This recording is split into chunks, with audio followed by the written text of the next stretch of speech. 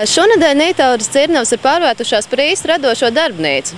Šeit vairāk daļo mākslu pārstāvi rada savus mākslas darbus speciāli bilžu festivālam, kas, kā tradicionāli ierasts, notiks novembrī Rīgas Kongresu namā.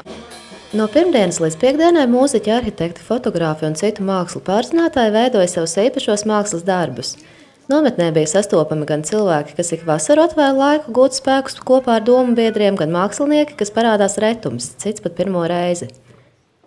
Ieva, kurātera bilžu nometnē, nebija ieradusies vairāk kā 10 gadus, taču šovasar nolēmusi atgriezties. Un kaut kā bija tāda sajūta, ka es atkal gribu būt kopā ar visiem, ka man ir kaut kas tāds, kaut kas beidzies un kaut kas jauns sākās. Savukārt Raimonds Bartaševičs Lērijā no pirmās sekundes esot kopā ar festivālu bildes nometnē ieradies pirmo reizi. Es biju kādreiz iedomājies, ka ir kaut kā savādāk jādzīvo, ja, kad nevar tā laiskoties un nevar draudzēties pārāk. Man tā likās vismaz. Ja. Un pēkšņi man kaut kur pagājuši gadu vai kad nāca tā dziļā doma, ka varbūt es tā arī nekad neatbraukšu uz tām bildēm. Ja.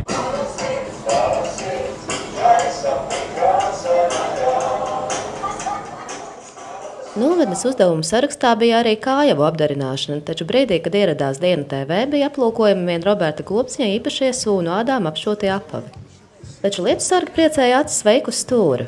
Katrs bija izvēlējies savu īpašo tehniku lietusarga apdarināšanai. Varēja redzēt gan tamborējumus, gan pērlītes. Savukārt fotogrāfs Valds Klēns nolēma parādīt dabas īpašo spēku savu lietusargu aplīmējot ar saules puķu sēklām. Pēcāk tas arī nonāca ūdenī, lai uzsūktos valgmi un sēklas varētu izdīgt. Liela daļa nometnes dalībnieku lietusargus apgleznoja, arī Olga Rajecka izvēlējās šādu lietusargu gleznošanas tehniku. Tā ir Olgas Disenītes meitenīte. Un to es esmu zīmējis gan uz krēsliem, gan uz krekliem, gan no pogām esmu veidojusi, gan batikā tur batikojusi kādreiz, gan arī gleznojusi. Sakoties nometnēs piedalos ļoti daudz gadus. Taču kas gan ir tas, kas liek uz nedēļu mest darbus pie malas, lai laiskotos nometnē ar domu biedriem? Mēs te pamuzicējam un satiekamies. Cilvēki, kas reti satiekas ikdienā. Un it kā, man vairāk ir tā, tas asociēs ar to, ka es agrāk nodarbojos ar teātru un ar muzicēšanu.